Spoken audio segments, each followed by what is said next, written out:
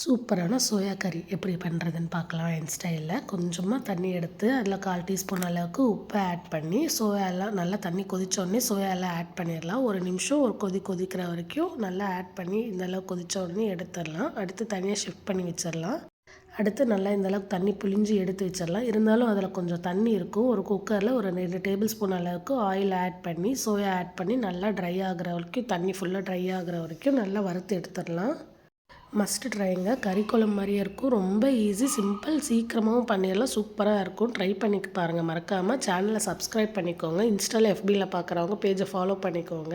அடுத்து அதே குக்கரில் 2 டேபிள் ஸ்பூன் அளவுக்கு ஆயில் போட்டு பிரிஞ்சி இலை 2 போட்டு ஒரு பெரிய சைஸ் ஆனியன் சாப் பண்ணி வச்சுருக்கேன், அது போட்டுக்கலாம். இஞ்சி பூண்டு பேஸ்ட் ஒரு ஸ்பூன் போட்டுக்கோங்க. நான் இன்றைக்கி பூண்டு இஞ்சி நசுக்கி போட்டிருக்கேன். அடுத்து ஒரு பெரிய சைஸ் தக்காளி ஒன்று ஆட் பண்ணிக்கலாம்.